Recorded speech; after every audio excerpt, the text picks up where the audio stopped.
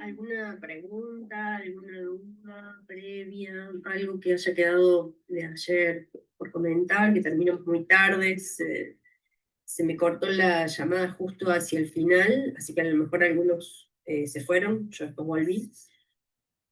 Pero bueno, las vamos a ir resolviendo a medida que ustedes vayan avanzando en las lecturas, ¿sí? Tengamos siempre en cuenta que la revisión que hacemos en las clases suele ser bastante general, no entramos en detalles.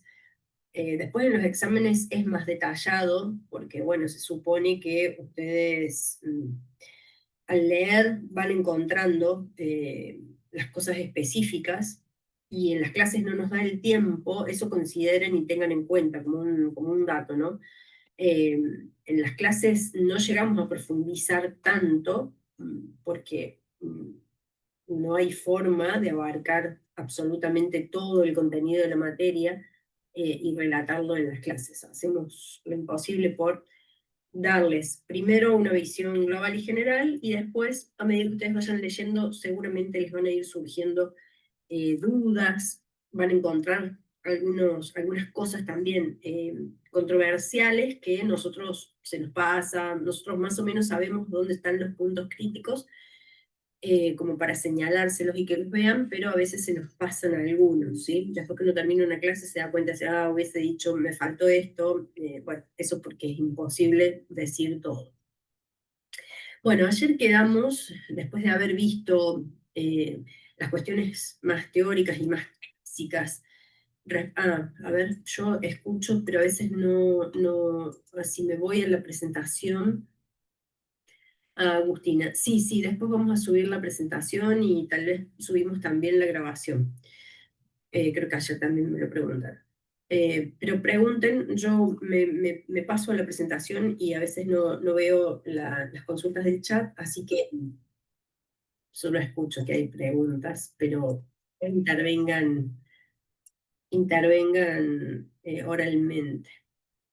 Sí, eso que dice Diego, abran el micrófono y pregunten. Bueno, hola Diego, ahí te veo que estabas conectado.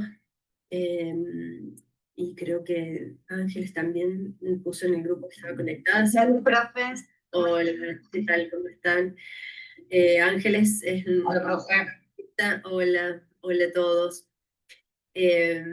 Nuestra reciente ascripta, que préstenle atención, Ángeles, si quieres intervenir, lo mismo que a Diego, les digo, intervengan como para agregar, complementar cosas que a veces en la exposición, bueno, yo les paso por alto, las digo muy generales y a veces es importante que Ángeles, por ejemplo, que es una excelente alumna egresada del año pasado, las tiene muy frescas, sabe por ahí dónde están las dificultades para completar todos los conocimientos de la materia.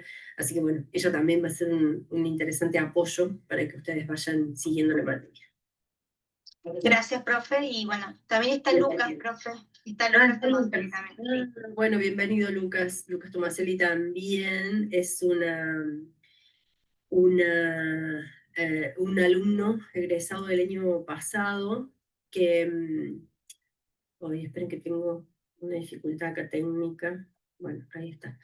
Un egresado el año pasado que también se sumó como escrito, así que bueno, bienvenido. No sé si estás en pantalla. A ver, me vuelvo a la pantalla. ¿Estás por ahí, Lucas? Yo no te... Hola, profe. Sí, acá estamos.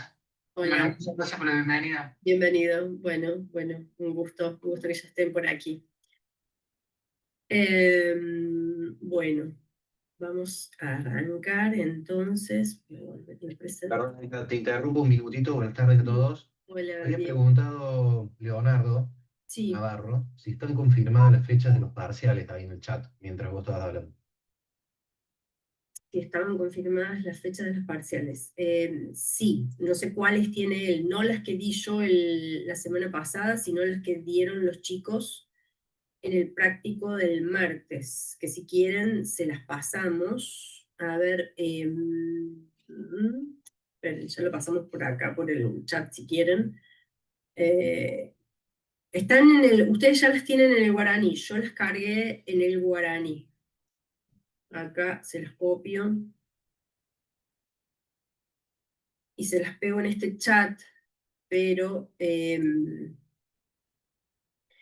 son las que están, acá las pegamos, son las que están en el guaraní. Tengan en cuenta que son todos martes, excepto el 1 de octubre, que el 1 de octubre no es martes, porque el 30, que es martes, que correspondería, es feriado, así que solo esa fecha es día miércoles a las 20, siempre es a las 20 horas. Martes 26, miércoles 26 del 8, miércoles 1 de octubre, martes 28, y 28 del 10 y martes 11 de noviembre. Todas estas fechas están cargadas en guaraní y están confirmadas con ustedes y con el equipo de la cátedra, pero falta una etapa del proceso, que es que confirme dirección de enseñanza si no hay superposición con otras materias del mismo año, ¿sí? Así que, bueno, eso, deberíamos ver si no hay ahí alguna dificultad que nos haga cambiar de fecha, ¿de acuerdo? Bueno, déjenme un minuto que tengo una emergencia de la facultad.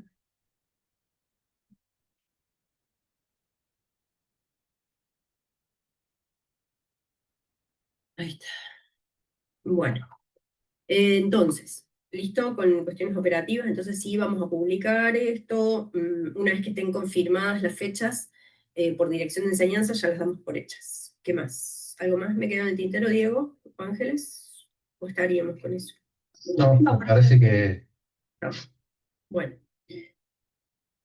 Bueno, hablamos entonces, hasta ayer vamos a retomar todas las clases, vamos a hacer siempre como una recopilación o un refresh de lo que venimos hablando. Hemos visto los sistemas de control, hemos visto las concepciones de Estado, las teorías de Estado, las estructuras del Estado, la naturaleza del Estado y sus funciones clásicas y esas que no cambian, o las que cambian de acuerdo a las olas históricas de países, de regiones, los ciclos económicos, etc. En esas olas, ciclos y periodos o etapas históricas y regionales, se sitúan estas olas de grandes reformas, que después vamos a ver que históricamente hay, en términos administrativos, hay siempre pequeñas reformas y modificaciones a la legislación que está todo el tiempo de manera dinámica. Bueno, ustedes a veces lo padecen en materia tributaria, que es lo más cercano a nuestra profesión, pero todas las normas están todo el tiempo en permanente cambio y en permanente mejora, modificación, a veces para mejor, a veces no sabemos, pero bueno, en teoría siempre está en evolución.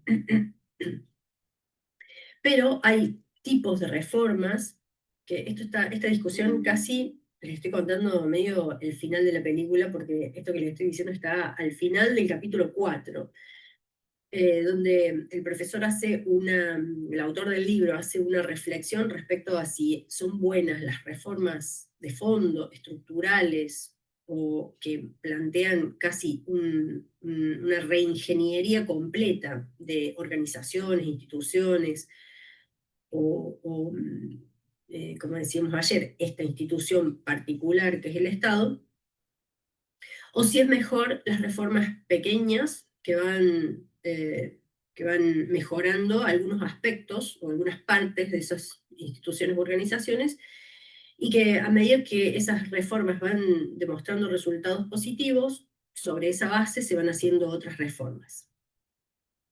Bueno, entonces en ese plano, si bien todo el tiempo hay reformas en el Estado, hay algunas que son hitos o que han marcado hitos porque justamente han respondido a esas reformas fuertes o estructurales, reformas que las podemos tal vez ver como las veíamos ayer en este gráfico, como grandes etapas. O sea, lo del largo plazo, corto plazo, depende, ¿sí? En 10 años pueden ser largo plazo si nos situamos en algo muy coyuntural o en el presente, pero bueno, en las centenios que tiene el Estado desde su nacimiento, tal vez es un plazo bastante pequeño. Pero bueno, dentro de esas reformas estructurales o de fondo o de carácter de reingeniería que tuvo el Estado, en nuestro caso en Argentina, pero que respondía a una ola casi en toda Latinoamérica,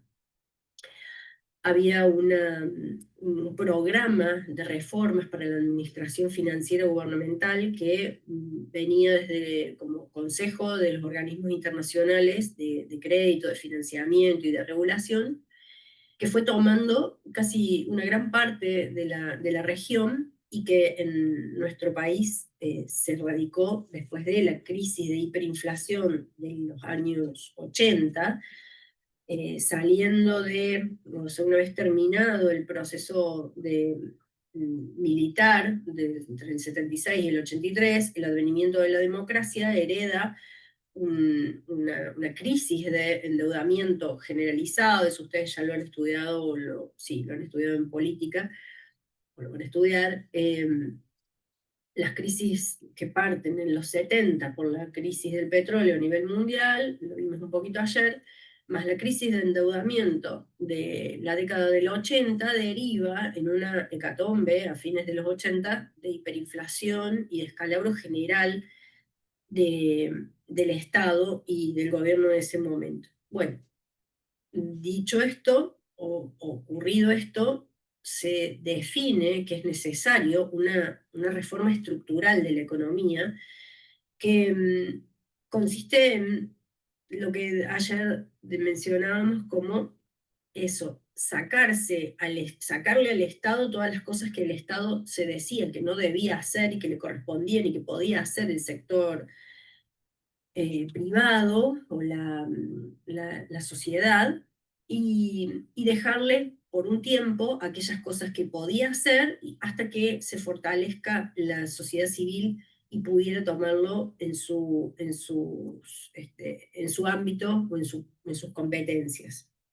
Hablamos entonces de los principios de subsidiariedad y sustitutividad en los que se basó todo este periodo de reformas, y podemos identificar en esos dos grandes periodos, uno que consistió en desestatizar gran parte de las actividades del Estado, descentralizar, o sea, desestatizar, les ponemos como 5D para que a ustedes se les haga más fácil recordarlos, pero incluía procesos de privatización de empresas públicas, sería esto de desestatización, descentralizar muchas actividades. En esa época se descentralizó educación y salud, básicamente, se transfirieron a las provincias gran parte de esos servicios. La educación media y primaria se pasó a la órbita de los estados subnacionales.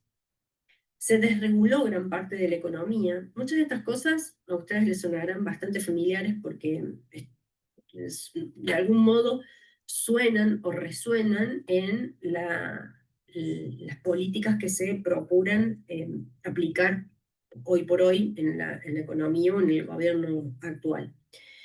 Descorporativización hablaba de eliminar muchas corporaciones, o al menos su influencia, corporaciones empresarias, la Junta Nacional de Granos, bueno, muchas organizaciones que agrupaban o aglutinaban esto que decíamos ayer, grupos de intereses particulares que defendían sus posiciones o sus intereses y se oponían a determinadas políticas que el Estado podía aplicar. Estas serían las reformas estructurales que van en este periodo, ¿sí? En esta primera generación de reformas, que también incluyeron, además de esas reformas económicas muy fuertes, dos modificaciones muy importantes, o tres diría yo. La reforma de la administración financiera gubernamental, de todas las estructuras, donde va a caer nuestros principales focos de estudio, que es la ley 2456 del 92, La reforma de la Carta Orgánica del Banco Central, que fue en 1994 y que le prohibió financiar al Estado Nacional y que se dedicara, le dio absoluta autonomía e independencia al Banco Central para manejar solamente la política monetaria y le prohibió en términos absolutos financiar al Estado en situaciones de déficit fiscal.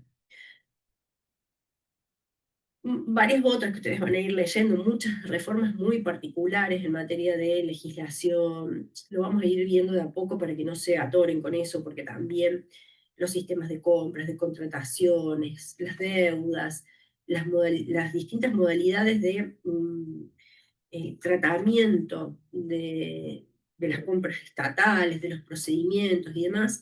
O sea, acá en esta etapa ustedes van a tener dentro de estas reformas estructurales enunciadas muchas reformas pequeñas que, bueno, hacían esto, alivianar un poco la economía de las regulaciones, de cosas que no funcionaban teóricamente. Estas reformas se van a incluir, ustedes van a tener una evolución histórica de la economía argentina dentro de la historia de la economía mundial que va desde fines del siglo pasado, desde 1880, la generación de 1880, que se propone ordenar y generar políticas de progreso y demás, de todo lo que pasa después, antes y después de la crisis del 30, cómo se insertaba nuestro país en la economía mundial, dentro del esquema de división internacional del trabajo, cómo después del 30 se produce, bueno, todo lo que ustedes ya han estudiado en historia económica. No quiero que les resulte tan pesado esto o esta clase, ni repetitiva de lo que ya ustedes pueden leer tranquilamente, que no es otra cosa que refrescar, ¿no? Pero bueno, esta etapa particular es interesante que la vean desde el punto de vista de cómo o en qué base se va a dar esta legislación que vamos a estudiar en particular. Entonces dijimos, la ley 2456 del 92, la reforma de la Carta Orgánica del Banco Central, que nos va a, de algún modo, servir cuando estudiemos el sistema de tesorería, y entender esto, que las 5D están relacionadas con esta primera parte, y luego la segunda parte, o la segunda generación de reformas, que va del 96 al 99, hace más foco en las reformas funcionales, y dice, todo aquello con lo que el Estado se quede, debería hacerse de manera mucho más productiva, o con un enfoque bien productivo de la hacienda pública, no solo como una hacienda de erogación en la cual hacemos un listado de gastos, de en qué gasta el Estado, como era hasta entonces el presupuesto público, sino que se conecte de manera más causal la forma en la que se obtienen los recursos, el financiamiento para el gasto público y la forma en la que ese gasto público se va transformando en bienes, en servicios, que producen resultados y que esos resultados tienen un impacto reconocido e identificado por la población como un impacto positivo en la calidad de vida. Ese impacto o esa percepción uno puede identificarla en todas esas E que mencionamos aquí, de manera diferencial, ¿sí? La eficacia, la eficiencia y la economicidad son más medibles en términos cuantitativos. Vamos a ver en los capítulos de evaluación del gasto, en el capítulo 12, vamos a ver que todos estos indicadores tienen distintos perfiles, ¿sí? La eficacia uno puede medirla como el logro de resultados en términos de productos, es decir, cuántos bienes y servicios hemos provisto a la sociedad. La eficiencia la podemos medir como la relación entre insumos y productos, es decir, el diferencial entre lo que le cuesta a la sociedad y lo productivo que es eso que producimos como resultados ante la sociedad. La economicidad es, bueno,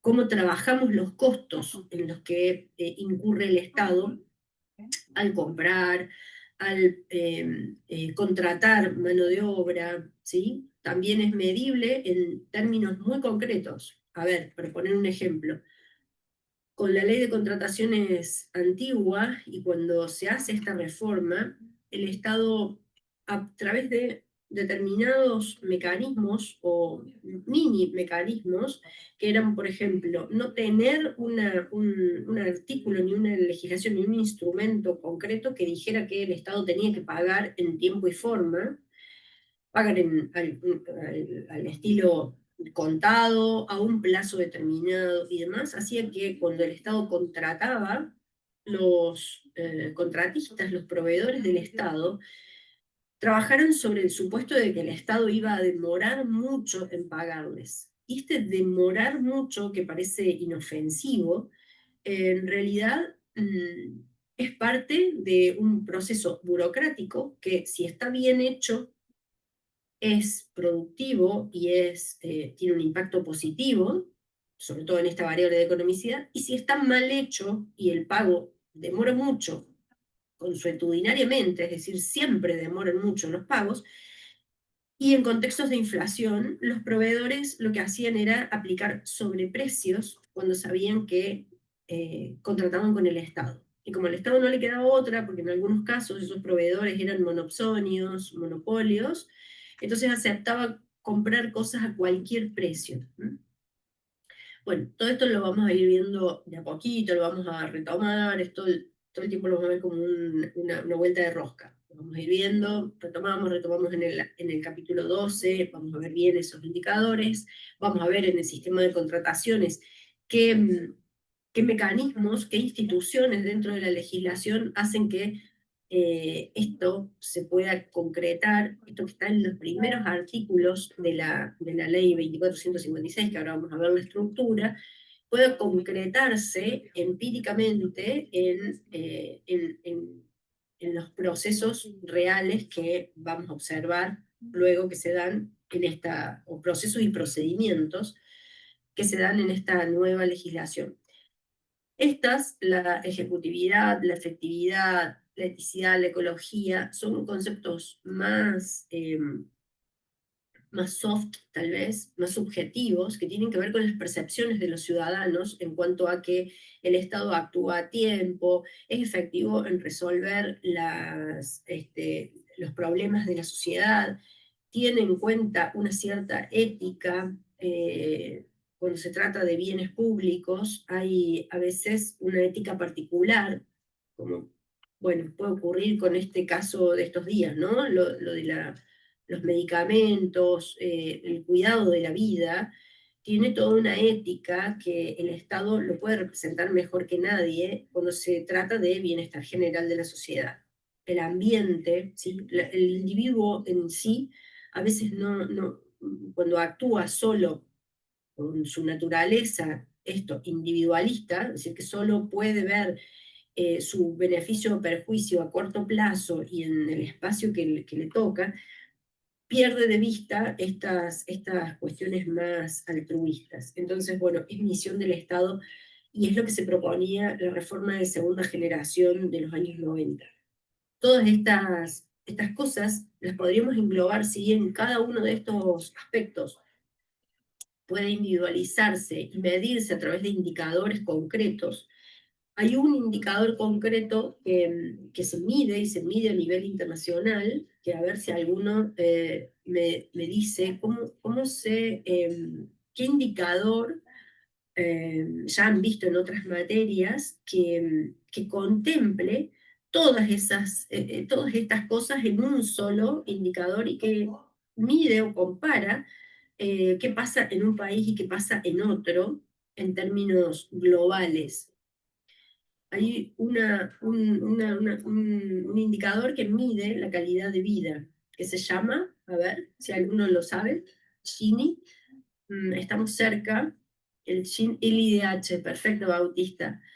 El IDH mide el índice de desarrollo humano, que contempla una cantidad de factores y de indicadores de calidad de vida que van desde la expectativa de vida, los niveles de salud, los niveles de educación, los niveles de consumo, bueno, muchos indicadores que los combina y van dando por resultado distintos niveles de calidad de vida en cada país, ¿sí? Y no solo lo mide en un momento, sino que también lo va midiendo, o sea, lo mide como una foto y lo mide en evolución en términos de un periodo más largo, ¿sí? Cómo va evolucionando.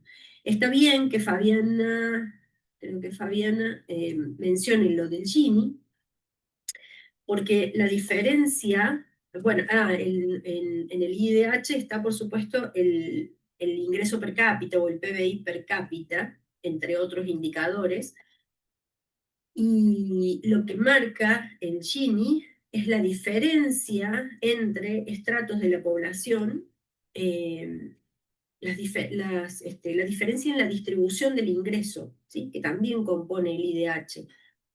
El Gini va a marcar las distancias, ¿sí? Porque por ahí los promedios nos indican una cosa, pero las distancias entre los distintos estamentos de la sociedad también tributa a construir el IDH. Mientras más diferencia, es decir, mientras el decil más alto de la sociedad gana más y el decil más bajo gana menos, y esa distancia es mayor, eso tira abajo el IDH, ¿sí? El índice de desarrollo humano. O sea que entre ambos van a componer estos cambios, mejoras o establecimiento en un momento dado de un estándar de vida o su mejora o su empeoramiento. Entonces ustedes pueden ver y comparar entre distintos países cómo se comporta eso, además de mirar solo el PBI o el PBI per cápita. Estos indicadores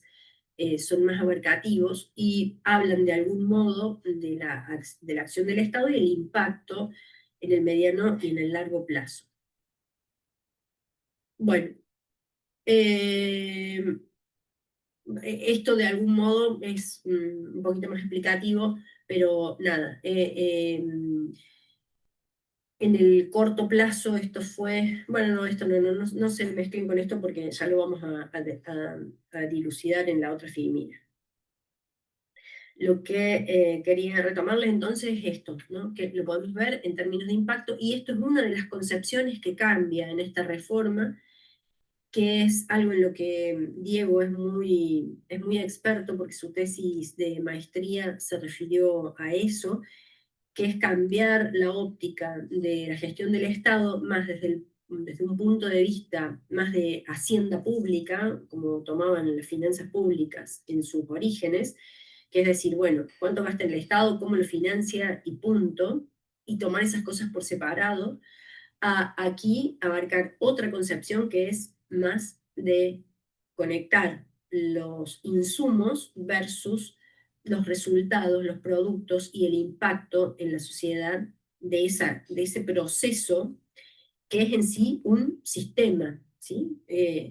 Y entonces acá van a ver ustedes en el capítulo 2, sí, en el capítulo 2 de la bibliografía, tienen un análisis de cómo todas las escuelas de administración en general, no en particular del Estado, cómo van evolucionando desde distintas formas de organización, que son las tayloristas, fayloristas, Taylor y Fayol, a las escuelas de relaciones humanas, o sea, van incorporando el factor humano, después van incorporando las técnicas o las tecnologías más cuantitativas para medir, van incorporando herramientas técnicas y científicas, estadística, teoría de las decisiones, etcétera, para la gestión, y después, al final, nos encontramos con este enfoque sistémico, que es lo que capta la reforma de los años 90 y dice, a ver, la administración pública, que también viene de una tradición, si se quiere, podemos hacer una conexión entre las corrientes más tayloristas, ¿sí? Donde todo está más automatizado, sistematizado, con una relación ahí con las escuelas principales del Estado, que era la burocracia. No solo era exclusividad del Estado, todas las organizaciones grandes y complejas, como dijimos ayer, como podía ser la iglesia, las grandes empresas, las multinacionales que tienen muchas filiales, muchas ramificaciones y sucursales y demás, deben tener formas muy previsibles, que estén escritas, que estén normatizadas, que estén estandarizadas, que se puedan medir, que las órdenes, la disciplina, las funciones, las tareas de cada quien estén bien delimitadas, estén bien explicadas. Entonces, no partió estrictamente del Estado o solamente del Estado, sino que inicialmente esas divisiones no existían y había un vínculo entre esas cuestiones, entre esos enfoques, ¿no? Y entonces la reforma de los años 90, basado en esa, hemos como así dado un per saltum, les estoy contando, miren, pero vamos a ir a este gráfico, que no los quiero volver locos, pero más o menos el enfoque del libro está dividido o está para analizar la reforma esta de la administración financiera gubernamental, además de mirar las escuelas o las concepciones del Estado en términos teóricos o de visiones del Estado, y cómo eso se va dando históricamente a través del tiempo, ¿sí? Esto que les he contado medio desorganizadamente, pero que en el libro lo tienen bien secuencial y bien conectadas estas cosas, esas van teniendo algún reflejo en las escuelas o en las corrientes de pensamiento en materia de administración, ¿sí? La escuela clásica, la del comportamiento humano, la teoría de las decisiones, y luego el enfoque sistémico, que es como que toma de todas esas teorías y corrientes, va tomando todo lo mejor de esas corrientes. Y dice, bueno, es procesos, es procedimientos, tienen que estar escritos, tienen que ser rigurosos, tienen que ser previsibles, tienen que estar estandarizados y demás, pero no se puede dejar de tener en cuenta que el comportamiento humano, como todas estas corrientes que veíamos ayer, de acción colectiva y demás, en el Estado van teniendo esos reflejos. ¿Ven? En la administración privada se habla de corrientes de comportamiento humano, y en el sector público se va incorporando la sociología, el estudio sociológico del comportamiento de los grandes grupos, de las teorías de la acción colectiva, de la teoría de la agencia. Ahí vamos incorporando todas esas corrientes que van enriqueciendo el estudio del comportamiento humano, ¿sí? Por supuesto, la teoría de las decisiones y todo el herramental técnico, de estadística, investigación operativa, simulaciones, todo eso, hoy en día, data mining, blockchain, inteligencia artificial, todo eso se debería ir incorporando eh, a la acción o a la actividad estatal, como se va incorporando el sector privado, del mismo modo, debería ir al mismo ritmo. Entonces, este enfoque sistémico lo que hace, a través de este sistema integrado de administración financiera para América Latina, arranca ahí en esa década del 90, y lo que va haciendo es tomar todas estas corrientes, estos enfoques, tomar lo mejor de ellos. Por eso dice, bueno, el enfoque sistémico es muy ecléctico, porque considera o toma todas los mejores aspectos de todas esas escuelas, y las va combinando y va entendiendo, va captando la complejidad del sector público, ¿sí? De la actividad del sector público, así como la complejidad del mercado y del sistema capitalista va siendo captado por las empresas para mejorar sus performances. El Estado debe acompañar esos procesos y hacerlos al mismo ritmo. En ese mismo sentido, ven, acá las escuelas presupuestarias van teniendo su propio correlato, su propio reflejo en estas escuelas más clásicas, donde es muy importante en materia de presupuesto, simplemente, así como el Estado, en sus concepciones clásicas, es decir, el Estado tiene que intervenir o ser lo mínimo posible, tiene que ser solo un árbitro mediador entre las relaciones entre los individuos.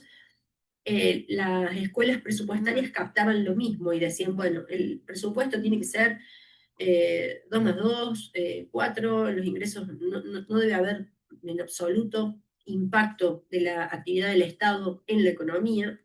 Eso mismo se va transformando y va necesitando que el Estado, como veíamos ayer, con las escuelas modernas y neoclásicas de pensamiento, se va ayornando y entonces los presupuestos empiezan a reflejar esas escuelas de pensamiento respecto a las visiones del Estado y van siendo más laxas, ya el equilibrio no importa demasiado, el Estado a través de su superávit o déficit va manejando e impactando, e interviniendo mucho en la economía sin importar las crisis fiscales, y todo eso va entrando en periodos de crisis, ¿verdad? Y entonces lo que sigue es que estas reformas de los 90 dicen, bueno, no, en realidad debemos ser más productivos. El Estado tiene que, trabajando con este enfoque sistémico, el proceso entre combinar los recursos y los productos tiene que ser más productivo, ese proceso de transformación que implica ingreso, transformación y producción, tiene que ser eh, más eficiente, más eficaz, tiene que tener un impacto, tiene que producir más de lo que representa su costo social de extraer esos recursos de la economía, ¿sí? Esa exacción, vieron que hacer cuando veíamos el circuito, vamos a irnos de nuevo a vamos a volver a este grafiquito que es muy útil por acá, lo que dice es lo que esta ecuación de extraer impuestos que reducen la renta imponible o de producir transferencias o producir bienes y servicios que aumenten esa renta disponible, esto tiene que tener un saldo positivo en términos cualitativos y en términos de impacto, ¿sí? Entonces esa concepción es captada y es capturada por esta reforma en estos 5 principios. No sé por qué esto. Ah, sí, está bien. El 5 se me cruzó para este lado. Están en zigzag. En estos 5 principios que después, conforme va avanzando, se agrega o se suma este marco internacional, pero ese enfoque sistémico es una de las primeras dimensiones en las cuales hace foco esta reforma de los años 90 estructural. Y dice, el Estado tiene que ser visto como un sistema que capte la complejidad. Ustedes en la bibliografía tienen, porque antes ustedes tenían una materia que se llamaba CIPA y que veían enfoque sistémico, la teoría del sistema, toda desarrollada. Yo creo que ahora ustedes la ven en principios de administración, si no me equivoco, pero acá hay un refresh, ¿sí? un recordatorio de todos los aspectos que contempla este enfoque sistémico, la sinergia, bueno, no entremos en detalles, pero que ese enfoque sistémico capta la complejidad desde tratar como ¿se acuerdan que ayer veíamos este enfoque naturalista y entender que, bueno, todos los cuerpos o los seres vivos tienen una complejidad que ninguna parte por sí sola funciona o funciona adecuadamente si no tiene los aportes de la otra parte, si no hay una armonización y una coordinación entre esas partes, si no hay una correlación entre lo que una parte necesita y la otra va haciendo, si no hay una especificidad, ¿sí? Un ser vivo, el corazón hace lo que tiene que hacer, y para que el corazón haga lo que tiene que hacer, hay otro órgano que hace bien bombear la sangre hacia el corazón o lo que sea. Bueno, ese enfoque sistémico es eso, ¿no? Es entender o comprender las organizaciones como un conjunto de normas, órdenes y demás, pero entender esa complejidad de interinfluencias entre unas partes y otras. Ese es uno de los principales principios que contempla esa reforma. Después dice, y que es complementario, todo el resto se derivan de estas de algún modo. Dice que en el sector público hay que aplicar las técnicas de administración general, no olvidarse, como dice Peter Drucker, que en realidad en la administración general se tomaron siempre cosas o aspectos o dimensiones que provenían originalmente del sector público, porque el sector público necesitaba organizarse mejor, o las grandes organizaciones, ¿sí? Como decíamos recién, la iglesia, las empresas grandes, las multinacionales, necesitaban ese orden o esa organización más compleja. Entonces, no olvidarlas, volver a ellas, porque el sector privado después las desarrolla con mayor sofisticación, entonces no olvidarlas y retomarlas, volver a esas técnicas, recuperarlas y aplicarlas adecuadamente. Otro principio es el de realidad económica.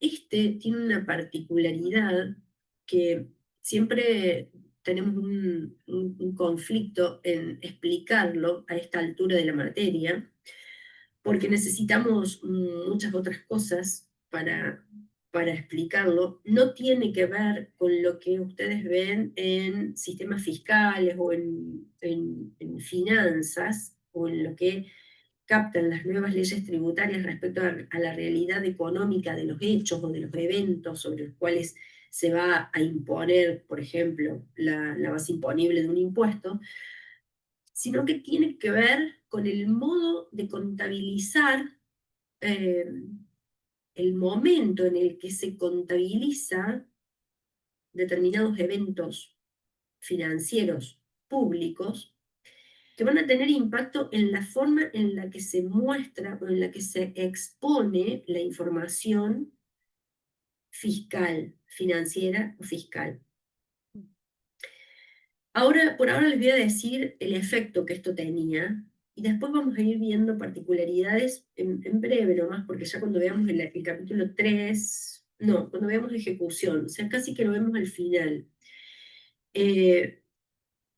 Pero este principio de realidad económica, que sería más bien el principio de realidad financiera, o que lo financiero y lo económico estén mejor reflejados en los presupuestos, en la exposición de esa información financiera y económica, en la ejecución de esos presupuestos. Y esto es que el momento en el que voy a contabilizar un evento económico va a tener impacto en que yo diga cuánto es la deuda que tiene un Estado, la deuda flotante, cuánto de esa deuda es exigible, cuánto de esa exigibilidad hace o amerita que yo tome deuda, por ejemplo, tome endeudamiento para hacer frente a esa deuda.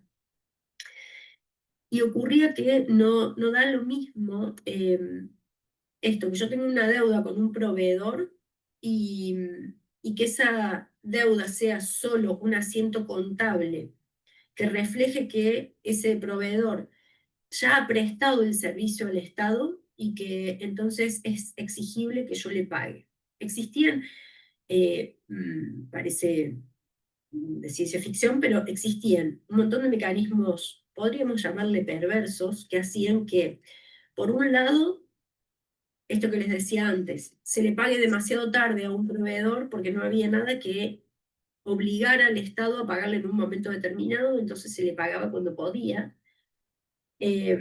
La falta de planificación y de programación financiera estricta hacía que no existiera en el momento en el que se necesitaban los recursos financieros para hacer frente a esos pagos.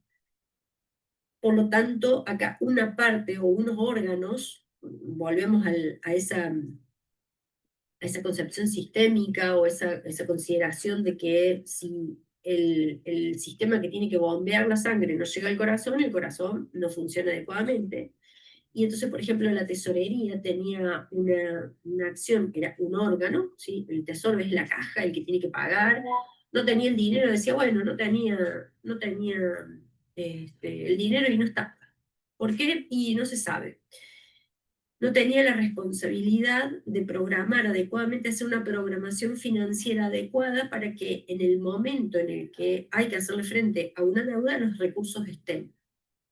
Bueno, este principio de realidad económica puso muchas cosas en su lugar. Entonces, decir, mire, cuando usted diga que hay deuda, ese registro contable, que de algún modo tiene que ver con con este último punto o aspecto o principio, que es el marco internacional, lo aclara mejor, lo profundiza mejor, o pone por escrito este principio más amplio, que era de realidad económica, y dice, fíjense acá, transparencia, previsibilidad, ¿sí? Refuerzan, muchas de estas cosas refuerzan lo que decían estos principios, estos 5 primeros principios que estaban como testimoniales, como fundantes de la reforma financiera. Entonces lo que decía es, oiga, la información presupuestaria que usted presente, tanto la previa, que tiene que ser confiable, creíble, tiene que dar suficiente previsibilidad, pero también lo que refleje en la contabilidad, ¿sí? La gestión de activos y pasivos, también tiene que tener transparencia, tiene que ser creíble, tiene que ser confiable y tiene que responder a la realidad económica. Es decir, cuando yo digo que tengo deuda y que tengo déficit, esa deuda y ese déficit tiene que ser real. Aunque no lo crean, el hecho de tener un criterio de contabilización determinado, es decir, que yo contabilice una deuda cuando esa deuda no se ha devengado, vayan anotando este término, cuando no se haya devengado, es decir, que en contabilidad pública, devengamiento va a implicar que el proveedor prestó el servicio. Esta es la primera distinción en términos de léxico que ustedes van a tener que tener en cuenta. En el sector público, aquí en contabilidad pública, cuando hablamos de devengamiento, se está haciendo referencia a que un acreedor ha adquirido la calidad de tal, es decir, ha prestado el servicio, efectivamente, ha traído la cosa, se la ha entregado al Estado, y existe de parte del Estado una deuda, una obligación real de pagarle en un término, un plazo perentorio de 72 horas, de 3 días, de emitir la orden de pago para hacer frente a esa deuda. Entonces, acá varias cosas, un principio de caja, un principio de programación financiera y un principio de contabilización que muestre realmente la posición financiera del Estado en materia de deuda, o sea, de pasivos, de gestión de los activos y los pasivos, de manera realística, ¿sí? Real. A eso se refiere este principio de realidad económica. Entonces, va a haber muchos artículos en la legislación que van a hacer referencia a ese principio de realidad económica. Todos estos principios, después los vamos a ir viendo en términos de o estructura de la ley, el enfoque sistémico nos va a dar el marco para después entender cuál es la estructura de la ley, y cuando digo estructura, me refiero concretamente a esto, a ver si lo vemos sobre el lienzo, como dicen los cosas, estructura de la ley. En esto, ¿ven? Fíjense que la teoría de sistemas, para que la vayamos relacionando con que no es solo teoría eso, sino que nos sirve para entender después esta estructura legal que, como ven, cada título de la ley es un sistema, ¿sí? En estas disposiciones generales vamos a ver en el artículo 1 a 10 muchos de esas declamaciones que dijimos anteriormente, ¿sí? La eficiencia, la eficacia, la efectividad, eh, eh, la transparencia. No entremos en detalles, quiero que veamos lo macro, Después vemos artículo por artículo, que vamos a ir viendo a lo largo de la materia. Y luego los sistemas, ¿sí? El sistema presupuestario, que va a tener capítulos, disposiciones generales, y entre cada uno de estos sistemas vamos a ver reflejado ese enfoque sistémico. Y después, los otros principios los vamos a ir viendo en cada grupo de artículos o en cada proceso que establezca la legislación. ¿De acuerdo? Acá tenemos otro gráfico muy bonito hecho por Diego, que muestra esos sistemas en términos en términos gráficos, no solo en términos de estructuras como sistemas, sino también en términos de procesos. Entendamos que un sistema es un conjunto de sistemas, de procedimientos, de normas y de órganos u organismos que van a ir conformando cada uno de esos sistemas. Cada uno de estos sistemas va a tener un órgano rector, un órgano ejecutor, una base normativa, un método de funcionamiento que será con un criterio de centralización normativa, es decir, todo el sistema de tesorería va a funcionar con unos criterios y unas normas particulares que después cada órgano ejecutor los va a tomar, va a hacer las cosas y las va a contabilizar, programar, ejecutar y demás conforme esas normativas comunes. ¿Para qué es la normativa común? Para que todo sea compatible y comparable, ¿sí? Esa centralización normativa nos va a garantizar que toda la información que se produzca sea compatible entre todos los sistemas, reúna los requisitos que los sistemas de control necesitan, que desde el momento de la formulación y la presupuestación tengamos en cuenta eso que necesita o va a necesitar el control para controlar, para efectivamente cumplir su rol, y para que en el momento de la ejecución cada uno de estos sistemas haga lo que tiene que hacer. Pero eso que tiene que hacer va a estar previsto todo en cada uno de estos procedimientos y, y mecanismos que le va a dar la legislación que está hecha o armada con este criterio, ¿sí? Bueno, vamos a ir retomando todo esto porque así como un sistema vamos a ir y venir, ustedes tienen que acostumbrarse a estudiar esto así, de ese modo, ¿sí? Este es el principio, lo enunciamos de manera genérica, pero después lo vamos a ir viendo y retomando de nuevo en otros principios, como pueden ser los principios presupuestarios, en artículos de la ley, en formatos o estructuras o procedimientos que van a tener esos sistemas. Y acá el punto 4, como otro principio de la reforma, va a hablar de la sujeción irrestricta.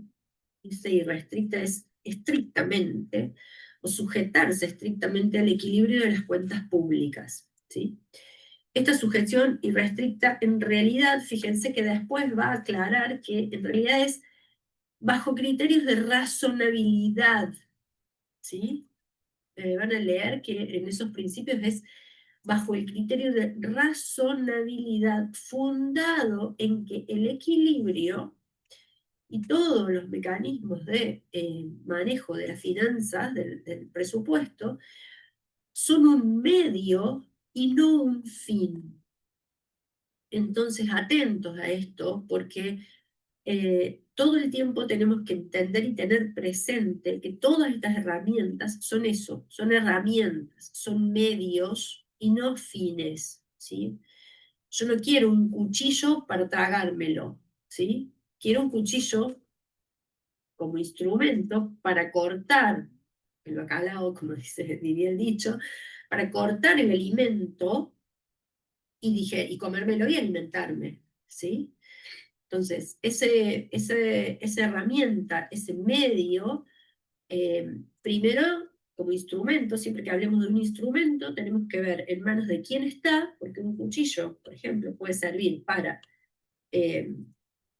alimentarme, pero puede servir para matarme. Entonces, bueno, eso es, a entender bien en qué términos uso cualquier instrumento, cualquier medio y para qué fin lo voy a usar. Entonces, no perder nunca de vista que, por ejemplo, el equilibrio no es siempre adecuado y como veíamos ayer, tener en cuenta ese plan estratégico de manejar las cuentas estatales en los países que vemos desarrollados o más avanzados, no es que siempre tengan sus cuentas en equilibrio, o que no tengan deuda, o que no emitan dinero, o que, bueno, todo esto siguen siendo instrumentos de la política económica, fiscal fiscal y monetaria y cambiaria, siempre van a ser instrumentos para, no esto, para crecimiento, la estabilidad y finalmente el desarrollo. ¿Sí? Entonces, bueno, cambia, y conforme vimos esas escuelas presupuestarias y que las tienen bien especificadas en la última parte del capítulo 3, creo, o 2, culminan en esta concepción de la reforma de los 90 en que, bueno, sí, a ver, hagamos un manejo muy prudente, adecuado, y nos sujetemos al objetivo de equilibrio, pero de manera razonable, no poniendo el carro delante de la rueda. Y el punto 5, que es el capítulo 2, es lo que hemos visto o avanzado al principio, y lo que ustedes vieron en el práctico el martes y el miércoles, el control integral de los actos de gobierno, ¿sí? Como una premisa fundamental en esto de integral e integrado, como vimos el otro día, que es combinar que el control esté integrado a la gestión, o sea, que no esté una cosa totalmente separada, por eso tenemos el control interno. Ese control interno debe tributar y mejorar la gestión para que al momento del control externo la gestión pueda mostrar sus resultados a través de información adecuada, que sea previo y que sea posterior, que una parte o un aspecto de eso sea preventivo y otra cosa sea posterior, para que esté garantizada la legalidad y los resultados, o que se pueda medir el impacto de la gestión en su conjunto. Y finalmente, este principio que se agrega, o este marco que se agrega casi en la década siguiente a los 90, esto es más de principios de este siglo, donde este marco de Public Expenditure and Financial Accountability lo vamos a usar mucho, no tiene una traducción literal, pero significa rendición de cuentas de cuentas y de responsabilidad del Estado en las funciones que tiene asignadas. Entonces, aquí tenemos unos 5 aspectos que comprende esta perspectiva o este marco, que habla de esto: elaborar los presupuestos de manera tal que sean confiables, que la información que dice el presupuesto tenga algún viso de verosimilitud respecto a lo que va a ocurrir en la gestión estatal en el año futuro. Recuerden que en los primeros días vimos que el presupuesto va a hablar, va a reflejar por escrito y en términos financieros lo que el Estado planea hacer, el Poder Ejecutivo planea hacer al año siguiente, y esto es una herramienta de previsibilidad muy importante para toda la economía en su conjunto, porque dijimos que de la confiabilidad de lo que dice el Estado, el resto de actores sociales se va de algún modo preparar, va a prever si le va a vender al Estado, si le va a proveer más, si le va a proveer menos, etc. Y de algún modo va a servir de herramienta e instrumento de planificación para el sector privado. Y para los ciudadanos, dijimos en términos de que el Estado va a estar representando los intereses de los ciudadanos, o sea, va a servir como herramienta de programación de otros agentes económicos, pero va a servir para también prever qué van a recibir los ciudadanos de ese Estado, ¿sí? En términos de eso, la transparencia, es decir, que toda esta información sea clara, sea lo más clara posible, esté accesible para los ciudadanos y para el resto de actores de la sociedad. que haya un control de la ejecución presupuestaria, es decir, un monitoreo. Acá cuando habla de control de la ejecución, en general es monitoreo de parte del propio Poder Ejecutivo, pero también monitoreo por parte del Poder Legislativo a través de, por ejemplo, la creación, y por eso la creación de las oficinas de presupuesto de los poderes legislativos, además de este órgano que vimos de control específico, que es la Auditoría General de la Nación. También la Oficina de Presupuesto del Congreso va haciendo un monitoreo permanente de la ejecución presupuestaria, de si se van cumpliendo las metas que se propusieron en ese presupuesto, en esa manifestación financiera del plan de gobierno de un año a otro, ¿sí? Y las auditorías externas, la gestión de activos y pasivos, es decir, que no solo se miren los flujos financieros de un periodo, sino que haya una exposición razonable de cómo van evolucionando los activos y pasivos del gobierno en términos de stock. ¿Recuerdan que vimos el otro día que un balance del Estado, un estado de situación patrimonial, tiene una forma determinada, pero nos sirve para tener una información que completa o complementa esa información de flujo que presenta o propone los presupuestos, ¿sí? Y las auditorías externas, que serían esto del control externo, y también las auditorías que hacen en algunos casos algunas agencias específicas, ¿sí? Cuando algunas actividades se hacen con financiamiento externo, hay unas propias consultoras impuestas por los organismos internacionales, por el MIDE, el Banco Mundial y demás, que van haciendo auditorías externas de la ejecución de esos programas. Bueno, como para hacer una recopilación hasta acá, tenemos entonces que hemos visto el Estado y las teorías que lo definen, que pueden ser desde las más clásicas hasta las más liberales, neoliberales, etcétera, de acuerdo a los ciclos que vamos, los ciclos, las etapas o los periodos gubernamentales. Vimos que las funciones principales, de acuerdo a la política económica, que es una herramienta más, una asignatura, son estas funciones principales de asignar recursos a la economía a través de sus políticas, que dijimos pueden ser inductivas, punitorias, regulatorias, de producción, de inversión, ¿sí? Con eso va a orientar la asignación de recursos de una economía. Las políticas de estabilización de la macroeconomía, que son fundamentales para cumplir con esto de la previsibilidad, la estabilidad y demás, la redistribución y todo esto que confluya al desarrollo sustentable. Y fundamentalmente que todas estas tres primeras guarden una armonización, ¿sí? Y un equilibrio entre cada una de ellas. Una por sí sola no funciona, solo políticas de estabilización no funcionan, solo políticas de redistribución no funcionan, y solo políticas de asignación o de crecimiento de la economía no sirven, ¿sí? Acá están las actividades productivas de regulación, inversión pública y las financieras. Después tenemos los procesos. La legislación tiene un aspecto procesual. Todo este sistema de gestión financiera va a tener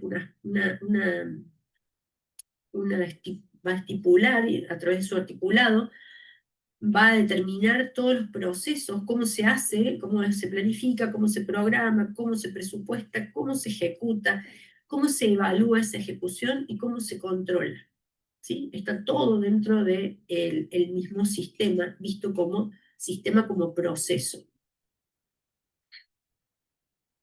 Los instrumentos formales de ese Estado son las leyes, los paradigmas y las políticas, ¿sí? Los paradigmas es, bueno, en este enfoque sistémico es un paradigma, ¿sí? Todos entienden lo que es un paradigma, ¿no?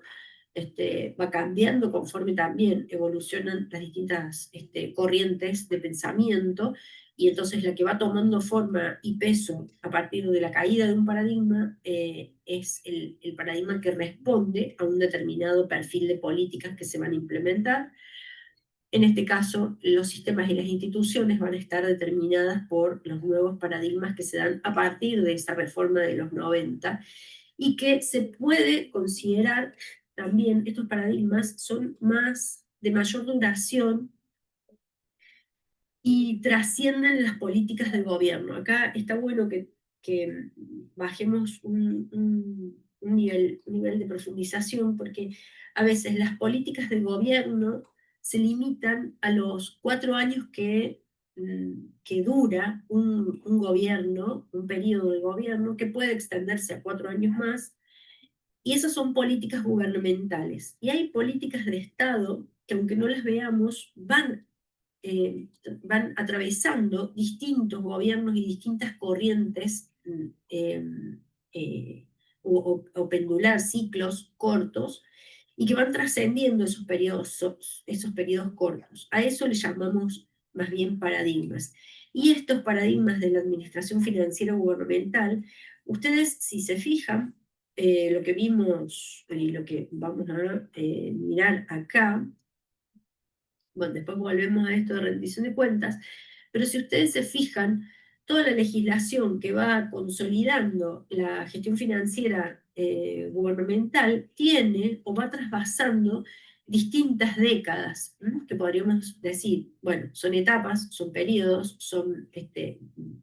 va atravesando distintas concepciones o visiones de Estado, de una más liberal o neoliberal de los 90 a una más neo-keynesiana de principios del siglo, pero si ustedes ven, estos sistemas se van consolidando a través de distintas legislaciones. Esta, que es de los años 90, que vimos ayer, contiene los principales sistemas, o lo troncal, ¿sí? Lo vertebral y lo complementario de los sistemas. Luego es completado con otras leyes que ya son del principio del siglo, acá, de los años, quiero poner un puntero pero no me sale, de acá, de los años 2001, y fíjense que este decreto reglamentario, que es de la década siguiente, o sea, casi 10 años, entre el 92 hasta el 2001, después se reglamenta en el año 2016, 15 años después. Este decreto del sistema de administración de bienes es del año 2012, y su decreto reglamentario es de 2015. En el medio, fíjense que esta ley 25917, que después es modificada en el año 2016, que es de responsabilidad fiscal federal, hay muchas leyes de responsabilidad fiscal, pero hay unas que son paradigmáticas, vamos a decir, porque entran dentro de este paradigma de la reforma de los 90, porque tratan o procuran llevar a las provincias estos mismos principios y aplicación de algunos mecanismos de la Administración Financiera Nacional, por mecanismos de adhesión de las provincias sin romper con sus autonomías que le da el régimen federal. Procuran que las provincias se allanen a estos principios y apliquen algunos de esos conceptos a la elaboración de su información financiera, la compartan, la pongan a disposición, la hagan de acceso público a sus ciudadanos, al resto de provincias y al Estado federal, y con ello se armoniza de algún modo la gestión del Estado federal en su conjunto. Todos apuntan más o menos en el mismo sentido, en este sentido de sistema, de aplicar herramientas de previsibilidad, de aplicar herramientas de realidad económica, de acceso y transparencia a la información pública. Esta, por ejemplo, la 27.612, que es del año 2021-22, otra década después. Esta es la 25917, es del año 2004. Acá, como para que vean lo extenso del periodo que va abarcando toda la legislación que vamos viendo, o que vamos a ir viendo a lo largo de la materia.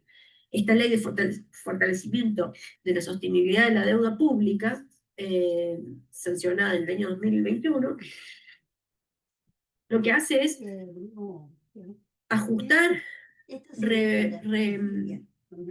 replicar lo mismo que dice la Constitución en su artículo 75, inciso 4, respecto al rol del Poder Legislativo en materia de contraer deuda pública, lo mismo que dice el capítulo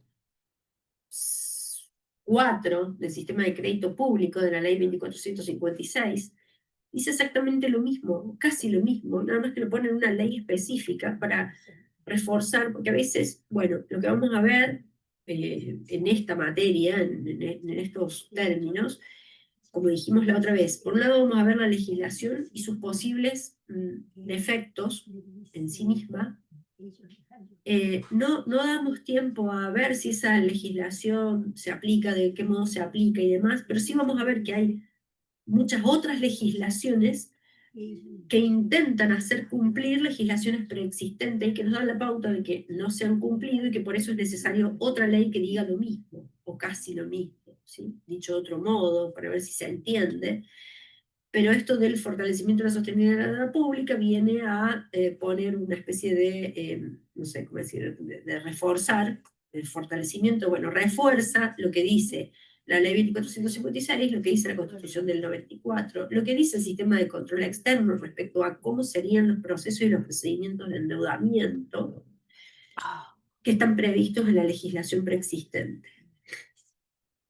Entonces, bueno, a eso de algún modo hace referencia a esto de los paradigmas y de las políticas que, bueno, uno podría distinguir, como decía ayer, el otro día Diego, respecto a las políticas, que algunas, o lo mencionábamos ayer, que las políticas en un sentido van desde la lucha por el poder, como son los sistemas electorales, los partidos políticos y demás, hasta las políticas públicas, y dentro de las políticas públicas tenemos políticas de gobierno, que son de corto plazo, que pueden incluir un plan de gobierno de 3 o 4 años, y tenemos políticas de Estado que atraviesan mucho más que un gobierno y se van consolidando, reforzando, aplicando de manera más ya consciente, porque cada reforma, hay que pensar que estas reformas estructurales requieren de mucha capacitación de las personas, el personal que ocupa los staff de las administraciones públicas, para adaptarse a estos cambios, a estas reformas, y que recién después de 10 años, 15 años, se puede evaluar el efecto y el impacto de aplicar esos nuevos procesos, procedimientos y demás. Evaluar cómo, bueno, en términos de esto, ¿sí? De que haya sistemas de información consolidados, eficientes, eficaces, para mejorar la rendición de cuentas, para que esto se muestre en resultados y en indicadores de desempeño o impacto, que pueden ir desde muy específicos hasta estos más globales que decimos en términos de calidad de vida, ¿sí? Bueno, acá está lo mismo con identificación en lo que vimos. Este es un gráfico un poquito más ordenado que el que les mostré recién con muchas flechas y que por ahí nos perdemos en ese con tantas flechitas, que está al final. Se los dejé igual al final por si les sirve. Pero acá tenemos identificados de algún modo los capítulos del libro en términos de desarrollo de la unidad 1, ¿sí? Esto sería todo unidad 1 separada por bibliografía y lo que está abordado en cada uno de los capítulos del libro. Bueno, tienen una parte que es impacto de las reformas o resultado de las reformas, que van a ver que en algún sentido han sido positivas y en otro sentido han sido complejas o, bueno, a pesar de que había muchas restricciones, de que este capítulo, por ejemplo, de crédito público, que le ponía muchas restricciones al endeudamiento público y demás, dio por resultado hacia fines, ven, el azul es Argentina, casi todos estos países que vemos acá, de alguna manera tuvieron reformas estructurales en esa época, pero en el caso de Argentina ocurrió que, bueno, en el 2001, a fines del 2001, casi arrancamos 2002, con unos índices de endeudamiento, de deuda pública sobre PBI, que marcan claramente la salida dramática de este periodo de reformas, porque bueno, algunas reformas, como dice el autor del libro, nuestro profe Lajeras, algunas reformas duran o funcionan por algún tiempo, pero luego tienen que ser actualizadas, revisadas, flexibilizadas en algún punto, en algún nivel, porque si no, de lo contrario, explotan en este sentido. Bueno, vamos entonces, esperen que voy a hacer algo. Denme un segundo. De paso, mientras yo me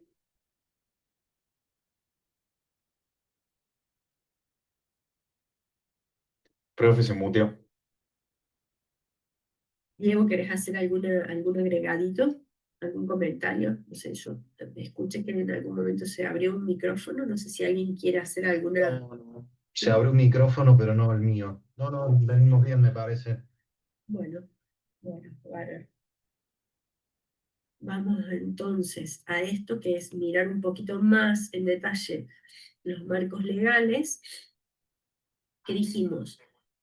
Bueno, miren, incluso, me olvidé de mencionarlo en este punto, incluso el decreto reglamentario de la ley 2456, fíjense cómo esto atraviesa casi 2 décadas, porque la ley es del año 92 y se reglamenta 15 años después, ¿no? A esto habla bien en algún sentido y mal en otro, ¿no? A veces la demora en completar procesos, pero por otro lado, de algún modo, la consolidación de ciertos regímenes que, como dijimos, se van tornando en políticas de Estado, esto es, que no tienen retrocesos hacia atrás y que se van completando a lo largo de las décadas. Entonces, bueno, nuestro eje central normativo siempre va a ser la ley 2456, vamos a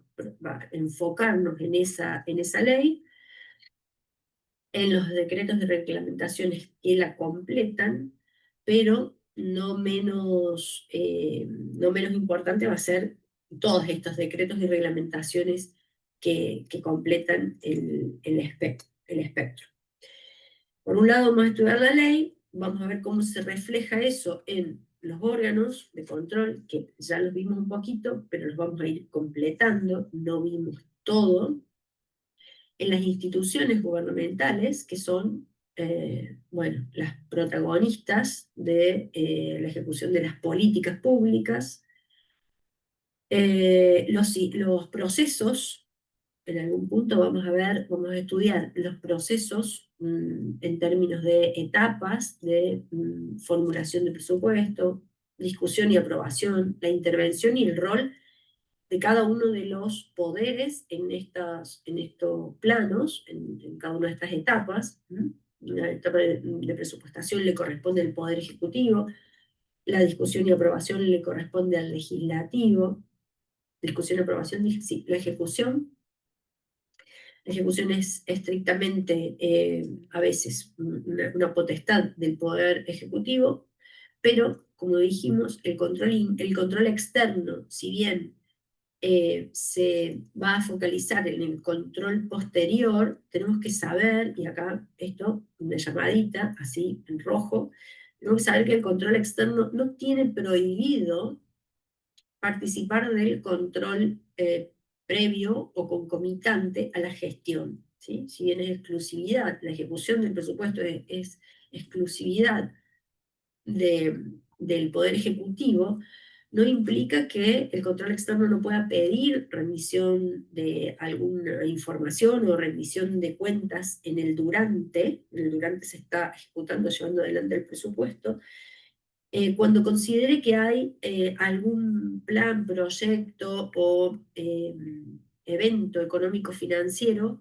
de sensibilidad particular, de alto riesgo, riesgo de desvío de fondos, de mala gestión, y sobre todo cuando es significativo, o de aplicación de una política, ¿sí? Puede pedir información para saber cómo se está, el nivel de ejecución que tiene una política también sensible a la sociedad, y eso incluye entonces evaluación.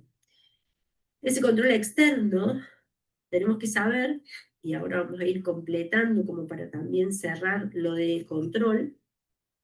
Ese control externo, como dijimos, el actor protagónico es la Auditoría General de la Nación, y ustedes deben haber tenido algunos ejemplos, algunos casos, algunas preguntas en los prácticos referidas a cuál es el ámbito de control, quiénes son los órganos, etcétera, los órganos rectores, los órganos ejecutores, pero acá, como decimos que esto trasvasa esta legislación particular, en materia de evaluación y de evaluación de la ejecución del presupuesto, no tenemos que olvidar que el control externo también tiene otro órgano muy importante, además de la Auditoría General de la Nación, que va a actuar así, fundamentalmente en la fiscalización de la cuenta de inversión y en el control posterior de la gestión.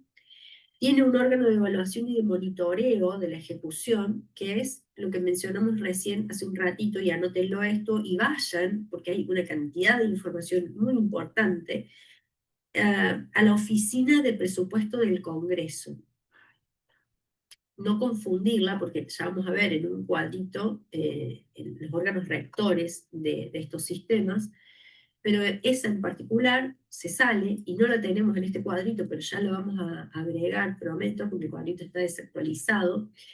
Todos estos sistemas que, como dijimos, van a estar previstos en la estructura legal de la ley, ¿sí? Contenidos cada uno de esos sistemas en un capítulo particular, ¿sí? El sistema presupuestario, el de crédito público, el de tesorería, el sistema de contabilidad, el sistema de control interno, el de control externo, van a estar cada uno definidos aquí. En la ley no está definido la Oficina de Presupuesto del Congreso, pero es un órgano de monitoreo que pertenece también al Poder Legislativo, por eso es Oficina de Presupuesto del Congreso, y que es el órgano más técnicamente autorizado y capacitado para ir haciendo un monitoreo de la ejecución presupuestaria. Es decir, para que el Congreso, esto viene a poner una especie de, ¿qué diríamos?, una muleta, para evitar que el Congreso mire estos problemas de la ejecución presupuestaria muy tarde, que es alguna objeción que se le ponía cuando se reformó el sistema y el sistema de control externo, o sea, dejaron de existir los tribunales de cuentas. O sea, el otro día no les quería hacer tanto lío y quería que distinguieran bien la diferencia entre tribunales de cuentas y Auditoría General de la Nación, entre el control previo, preventivo y posterior.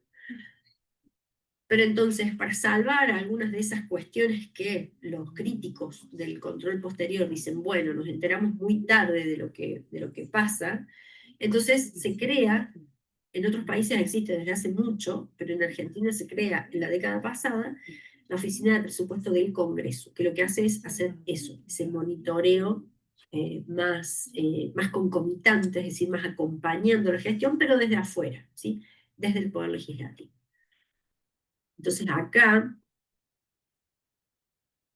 lo vemos de otro modo. Esto es no me voy a acordar ahora el profe, el Diego seguro que se acuerda, el profe autor de eso se me ha borrado, se me debe haber quedado abajo, no, la referencia, pero bueno, como para verlo de algún otro forma gráfica, cómo se separan de algún modo el sistema de administración financiera respecto de los órganos de control. ¿Ven que están como en otra tonalidad y están separaditos? ¿Por qué? Porque los sistemas de control deben estar separados. Hay algunos principios que no sé si lo vieron en el práctico, pero el sistema de control interno responde a 3 principios básicos, que es el de incompatibilidad, es decir, es incompatible que los sistemas de control interno estén integrados a la gestión, es decir, quien gestiona no debe participar del control, ¿sí? Esto es una reforma muy importante y que está contemplada en esos principios, o sea, esto es como, ya van a ver que de los principios de la reforma vamos a ir viendo principios específicos. Pero en el libro Estado Eficaz, en el capítulo específico de control interno, que el otro día no hemos entrado en esos detalles, sí pueden haberlo visto en el práctico, pero bueno, no importa, lo reforzamos. Tiene estos principios el sistema de control interno. Tiene que estar separado de la gestión. Entonces ese principio es el de incompatibilidad. El de organización, que es que tiene una dependencia del propio órgano rector, que acá lo vamos a ver, cuando veamos órganos rectores, y tiene dependencia a su vez del sistema donde está ayudando a hacer ese control interno, ¿sí? Principio de organización, de incompatibilidad y de responsabilidad, que es tener claro, identificado, esto sí lo vimos el otro día, el formato del control tiene que permitir claramente identificar las responsabilidades de quien gestiona, de quién es el responsable porque esos resultados esperados se cumplan o no, ¿sí? De que esa ejecución vaya siendo la esperable o que tenga eh, esa credibilidad respecto de lo que se prometió que se iba a hacer. ¿Quién es el responsable de que las cosas se estén cumpliendo o el irresponsable, o digamos el responsable de las cosas no se estén cumpliendo? Bueno, como dijimos que son sistemas, soportes normativos, componentes, soportes técnicos, soportes de procedimentales, los órganos que tienen esos sistemas van a estar divididos y clasificados en distintas categorías. Primero, esta separación virtual, ¿ven? Entre sistema de administración y sistema de control, ¿sí? Acá hay una línea un poquito más gruesa, diríamos, ¿sí? Entre los dos grandes macrosistemas. Después hay órganos coordinadores, que es necesario que vayan articulando algunos sistemas, como troncales o vertebrales. Estos tres sistemas son muy, muy articulados entre sí, ya van a ver que tienen muchas actividades en común. Una vez que el presupuesto se aprueba, cuando veamos los procesos, van a ver que una vez que el presupuesto se aprueba, necesita programar financieramente con tesorería, hacer una programación de la ejecución, ¿para qué? Para eso que dijimos antes, para que cuando los hechos ocurran o cuando ese presupuesto se ponga en funcionamiento, haya otra programación. El presupuesto va a decir un monto global para todo el año, pero eso no se distribuye homogéneamente, tiene estacionalidades. Los recursos no están todos, esos recursos que se van a prever en el presupuesto, no están todos el 1 de enero, ni el 30 de enero, ni el 2 de febrero. Van a tener un ritmo que puede o no ser consistente con el ritmo que van a tener los gastos y que van a demandar, de algún modo, la respuesta financiera del Estado en términos de pagos. Entonces, es necesario que inmediatamente de aprobado el presupuesto se trabaje con la tesorería.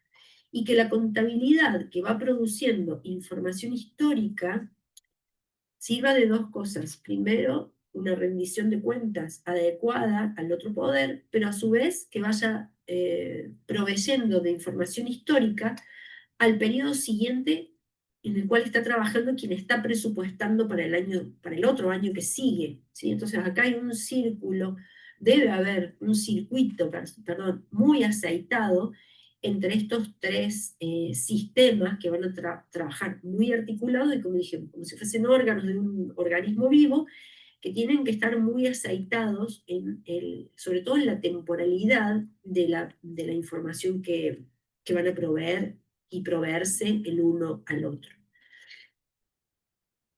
El de crédito público, que va a estar más vinculado a Hacienda y Finanzas, pero que ninguno de estos, todos estos van a estar siempre vinculados. No hay ninguno que esté escindido, solo que pueden tener, por alguna razón que vamos a ir viendo en cada sistema en particular, pueden tener distintos órganos coordinadores. Por ejemplo, la administración de bienes depende de la jefatura de gabinete porque tiene algunas prerrogativas superiores respecto del resto de los órganos y de los organismos, ¿sí? El resto de los sistemas tienen que pedir algunas autorizaciones al órgano rector de la administración de bienes en materia de disponer, comprar, vender, disponer de algunos bienes que usan todos los sistemas y todos los órganos y las jurisdicciones bajo la órbita del sector público nacional. Con el sistema de contratación es lo mismo. Y después cada uno de ellos va a tener órganos rectores y órganos ejecutores. Los órganos rectores claramente es uno por cada sistema, porque este órgano rector es quien va a dictaminar bajo uno de esos principios que dijimos al principio, que dijimos hace un rato, descentralización normativa y ejecución, descentralización ejecutiva. Es decir, estos órganos van a generar normas, principios comunes para que todos estos órganos ejecutores, que van a ser muchos, o sea, esta Oficina Nacional de Presupuesto, que es el órgano rector del sistema de presupuesto, es uno solo, pero coordina muchos SAF, muchos órganos ejecutores, ¿sí? En realidad esto es órganos ejecutores, ¿sí? Estos son muchos, cada uno de estos son muchos. O sea, este es un órgano rector por cada sistema y estos son muchos que ejecutan. ¿Por qué? Porque estos están descentralizados y cada uno de estos SAF está operando en cada jurisdicción, en cada ramificación capilar, cada nodo de la red gubernamental, ¿sí? Y este servicio administrativo financiero, si bien son muchos en todo el sector público, en realidad cada uno de ellos es el mismo, o sea, un servicio administrativo financiero que está funcionando, por ejemplo, dentro de la Facultad de Ciencias Económicas, tiene un pedacito del sistema de presupuesto, un pedacito de la Contaduría General de la Nación, un pedacito de la Oficina de Contrataciones, no la de Crédito Público, porque si se fijan acá es la única excepción a la regla.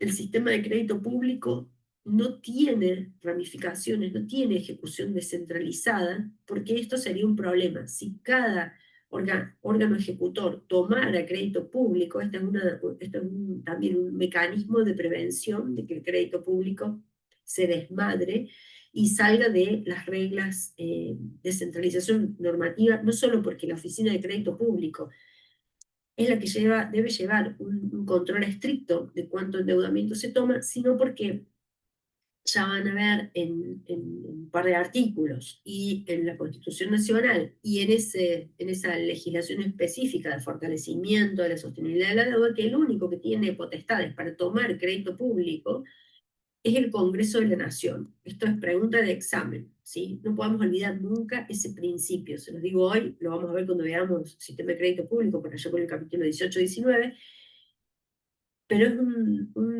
el Padre Nuestro, el ABC, ¿sí? El principio de juridicidad hace que este sistema sea la excepción que rompe la regla de centralización normativa y ejecución descentralizada.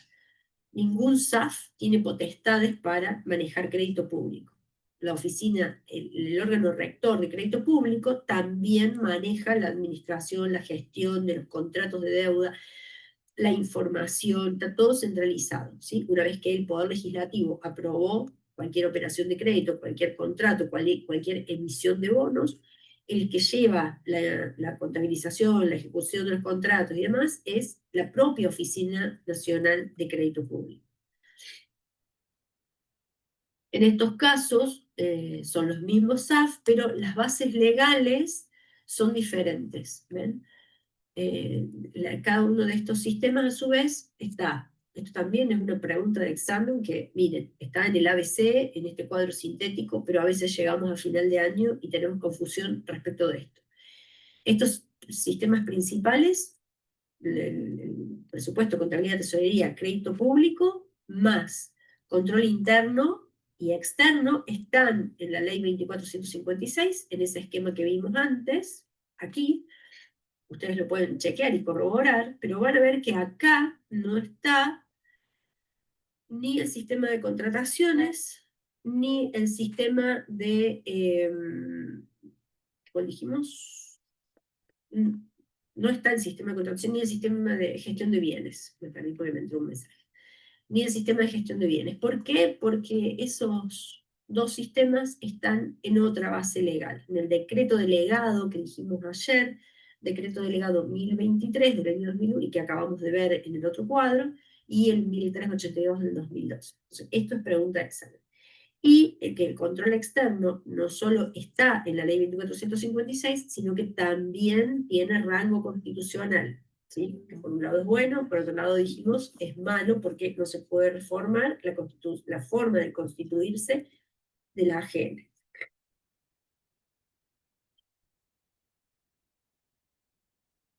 Bueno, hasta aquí más o menos esto. Después, lo otro que les recomiendo es que solos hagan un recorrido, o si quieren lo podemos ir haciendo ahora, que todos estos, bueno, esta es otra forma de mirar más dinámicamente cómo están articulados todos los otros sistemas. Y después, o sea, aquí terminaríamos con la unidad 1, más o menos, contemplando todos los aspectos, pero después lo otro que quiero es que recomendarles que vayan a las páginas, a los sitios de Hacienda, que vean los proyectos de presupuesto. Bueno, acá está atrasado, está desactualizado, pero si entran o entramos ahora, van a ver que ya está algo del presupuesto 2026.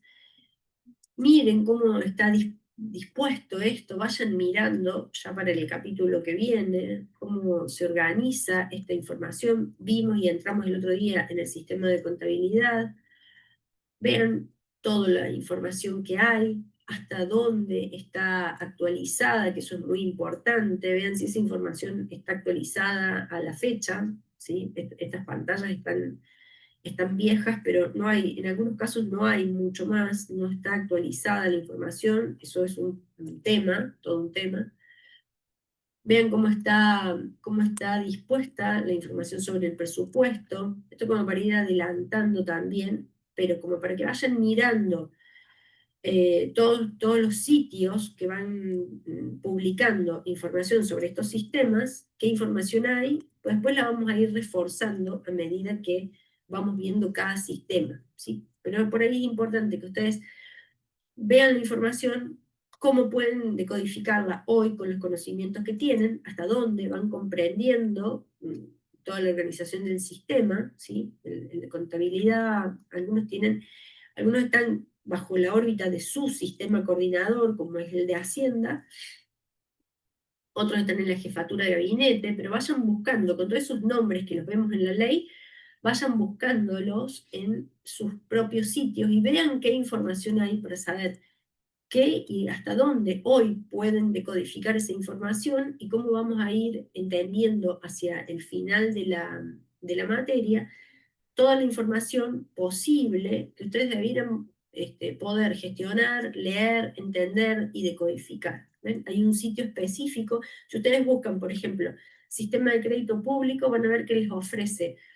El sistema de crédito público tiene todas cosas teóricas, el sitio en sí no tiene nada, pero los remite al área de finanzas, que es su órgano coordinador, y entonces ahí pueden ver información sobre la deuda pública. Y pueden ver toda la evolución de la deuda, por ejemplo, acá, deuda bruta por moneda, por porcentaje en términos de PBI, pueden ver por acreedor, pueden ver la composición por tipo de moneda, la estructura de la deuda en total. Este es el sitio, ahí se los dejo para que entren y vean toda la información que hay y la puedan decodificar, ¿sí? La evolución en términos de, ven, acá hay dos indicadores diferentes, están en millones de dólares, su evolución, y está en términos de PBI, que nos da dos informaciones diferentes, ¿no? Bueno, estaría bueno que además de leer todos los capítulos que tenemos hasta acá, vayan espiando esos sitios. Esperen que aquí, sí. Vayan explorando esos sitios para ver in situ esas situaciones. Y esperen que ahora quiero que repasemos un toquecito en 10 minutos. Vamos a dejar de compartir esta ventana y vamos a ver si podemos hacer un repasito rápido por este otro material, que el otro día, no sé, se los voy a dejar colgados también, porque acá arrancamos con sistemas de control, pero hablamos todo el tiempo en la clase presencial, y quiero señalizarles para que, ya que ahora tuvieron el práctico y tienen más elementos, demos un paseo nada más por algunos conceptos de esto, que van a estar acá más resumidos, pero como para que organicemos, van a ser eso, más que recorramos, organicemos qué hay en cada capítulo de la bibliografía referida a control para que la repasen. Esto para decirles que en la última parte, en el capítulo 4, cuando se revisan los principios de la reforma, donde está lo de control integral e integrado, ahí van a encontrar muchas cosas que vimos de control también, que refuerzan lo de los 3 capítulos de estado eficaz, ¿sí? El capítulo 10, 12 y 13 de estado eficaz. Entonces acá, bueno, vemos algunos conceptos más teóricos o más conceptuales respecto a lo que significa controlar, ¿sí? En términos más modernos, que es comprobar, inspeccionar, fiscalizar, ¿sí? Que en base a eso tenemos que tener leyes, órganos y procedimientos claros que nos vayan orientando de cómo hacer ese control, que son específicos, que son distintos, algunas cosas son comunes. Ya van a ver en ese capítulo 10, algunas cosas son comunes, los métodos, el tipo de información, la forma de eh, organizar las pruebas, de detectar errores, son bastante comunes a la auditoría privada, que ustedes no sé si ya vieron auditoría en general, pero bueno, esto les va a servir, si no vieron, creo que ustedes tienen auditoría en 5º año. Nos pasa lo mismo que nos pasaba antes. Ustedes ya deberían tener auditoría privada y ver aquí las diferencias con las auditorías públicas. Pero bueno, lo que tenemos acá que aprender es los órganos, o sea, los conceptos de auditoría son bastante similares. Ven que acá, en esta parte de control, retomamos esta última parte del capítulo 4, que es los principios estos liminares de la reforma, en los que está el control integral. Volvemos a mirar es lo que deberíamos haber visto el otro día en términos teóricos, pero yo quise que entendieran más las cuestiones controversiales del control. Pero los distintos tipos de auditorías, en términos de auditoría pública, que es lo financiero, la de cumplimiento, la de gestión, la operativa, o sea, acá lo tenemos más conceptual, ¿sí? Desde el punto de vista de su alcance, acá estamos ordenaditos, ¿ven? Externo independiente, interno dependiente, del controlado, financieros o de gestión, de economía y eficiencia o de eficacia, cómo evitar los problemas de corrupción, los conflictos entre gobernantes y ciudadanos, cómo esto se adapta a las normas internacionales de auditoría, de procedimientos y de funciones internacionales. Hay normas que captan nuestros sistemas, que tienen que ver con lo que la General Accounting Organization prevé o estipula para los organismos internacionales. En el capítulo 12 está más especificado todo nuestro sistema legal en particular, los tipos, los marcos teóricos sobre control y auditoría, los tipos de auditoría que tienen un perfil más de resultado, las diferencias entre control interno y control externo, los órganos, como vimos. Y el capítulo 3 hace una prospección, una proyección hacia, bueno, el futuro del control, cómo viene funcionando eso en la primera década de aplicación, si se cumplen o si hay violaciones a las normas, si la documentación que existe para llevar a cabo ese control es suficiente o insuficiente, si hay una comprensión completa de la importancia económica del control, todo lo que tiene que ver con la formación de auditores públicos, que esto es, bueno, hasta qué punto ustedes como profesionales tienen una formación completa, específica y bien orientada a lo que es el sector público. Vieron que, bueno, un capítulo en una materia sobre esto, que en algunos casos es una carrera completa. En Estados Unidos, la GAO tiene auditores contables públicos como carrera, así como profesión en sí misma. Entonces, bueno, algunas de esas cuestiones, algunas recomendaciones respecto a conceptualmente cómo mejorar, cómo garantizar la independencia, la autonomía, la efectividad y la eficacia de esos procesos, los instrumentos para auditoría social, que esto es, bueno, cómo los ciudadanos pueden participar o ser parte del control y la auditoría gubernamental, todas cosas muy simples de comprender, pero lo que quiero recomendarles es que lean esos capítulos de Estado Eficaz, porque a veces les quedan en el tintero y la verdad es que son no solo muy entretenida su lectura, muy comprensible, sino también muy enriquecedor para esto, para que sean conscientes de la importancia y de un rol que pueden tener en el futuro, como decíamos el otro día, es una salida laboral que ustedes no tienen a veces en su espectro de posibles desempeños, pero es claramente una posible actividad profesional muy importante y muy relevante en términos de profesión liberal y también de desempeño profesional en relación de dependencia, ¿sí? Bueno, hasta acá estaríamos cerrando hoy las dos unidades, la primera y la segunda, haciendo un repaso y un recorrido muy amplio, muy genérico y tal vez un poco desordenado, pero tratando de marcar los puntos más importantes de esas dos unidades, que ya les digo, se van a ir reforzando conforme vamos avanzando hacia entrar en cada uno de los sistemas y van a ver que, bueno, ya cada vez que, a medida que vamos avanzando en el capítulo, la unidad 3, les aseguro, les prometo que es muchísimo más divertida, pero más divertida, más entretenida, mucho más concreta, mucho menos teoría, historia y todas esas cosas, pero es necesario esta primera parte y es necesario que la demos en la clase para que ustedes, seguramente este fin de semana les recomiendo que empiecen la lectura porque si bien nosotros la hemos dado, supongamos, en 8 horas, hemos hablado de todos estos temas, les aseguro que la lectura en el libro les va a llevar unas cuantas más horas, unas cuantas más horas de tiempo, como para asimilarlas y poder comprenderlas. Vamos a dejar de compartir y cuéntenme ahora si cualquier pregunta, duda, aporte.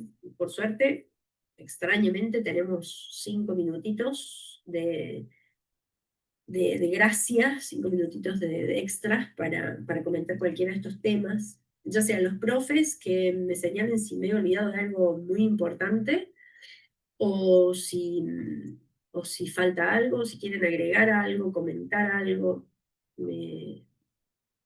soy todo oídos. No sé si están los profes o ya los aburrí y se fueron todos. Diego me dijo que se fue, que tenía que hacer... Hola, Huerti, ¿cómo estás? No sabía que estabas. Sí, sí, aquí estoy. No, algunas cuestiones operativas.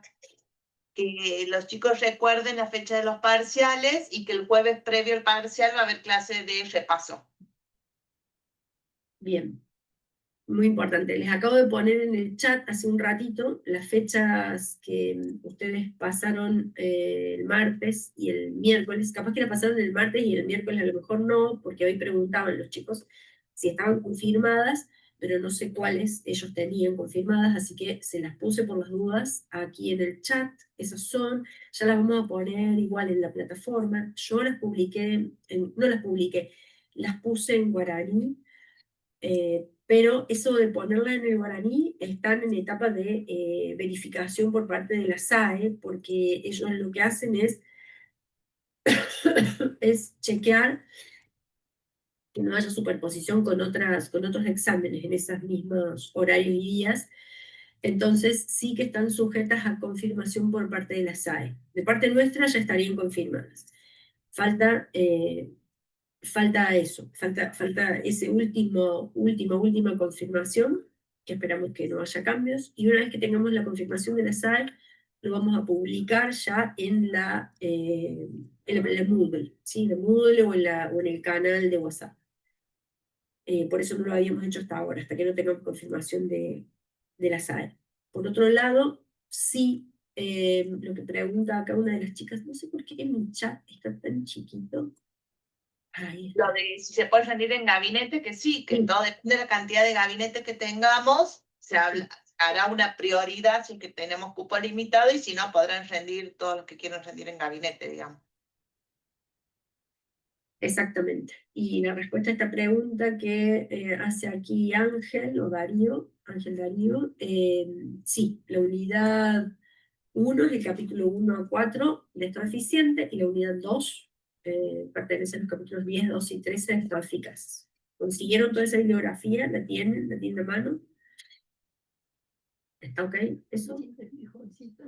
Sí, la Cari igual dice que sí. ¿Algo más? Dice que sí. Bueno. Entonces, si estamos en Profe, orden, profe, también No. quería aportar sobre el tema de que todos los chicos también en el grupo están preocupados por el tema de rendir en gabinete, de Sí. que hoy fui a la biblioteca a renovar los libros y vi que hay como un protocolo en el que para prestar las laptops de la biblioteca para poder rendir. Es una opción más, profe, también. Bien. Es solo eso, Bueno, como un aporte buenísimo. más. Eso, nosotros como cátedra tendremos que dar algún aviso o hacer algún pedido, o directamente es el alumno con la biblioteca. No, en este caso, Claro, perdón, profe. Es entre los alumnos y la biblioteca, o sea, Ah, ok, perfecto. Bien, directamente. buenísimo. Bueno, viene el dato en entonces. este caso, Ley, hay que averiguar si se rinden el instrumento de la facultad o el instrumento como si estuvieran en sus casas por la red que se conectan. Ah, bien, perfecto. Eso lo tenemos que verificar nosotros. Buenísimo.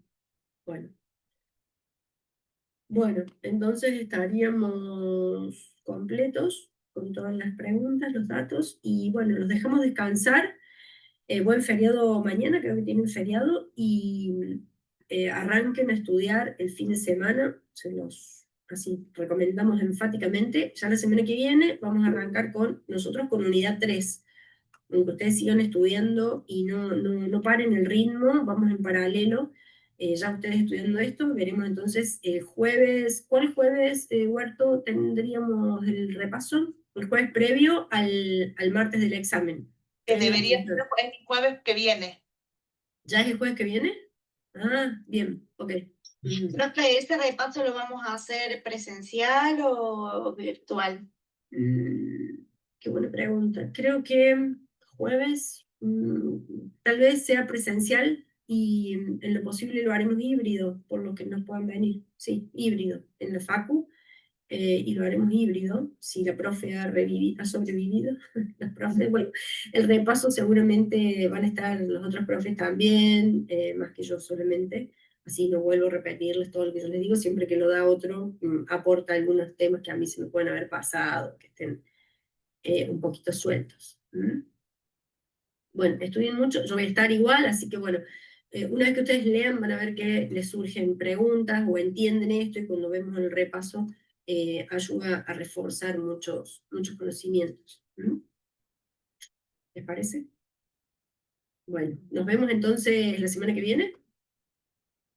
A ver, acá hay más preguntas. Sí, chao. No, son 2 saludos. Bueno, bueno, gracias Ángeles, gracias Huerto, Gracias, profe. los profes, y gracias a todos los chicos por estar hasta esta hora. Adiós, buen fin de. ¿Le digo su grabación o me la pasas y la subo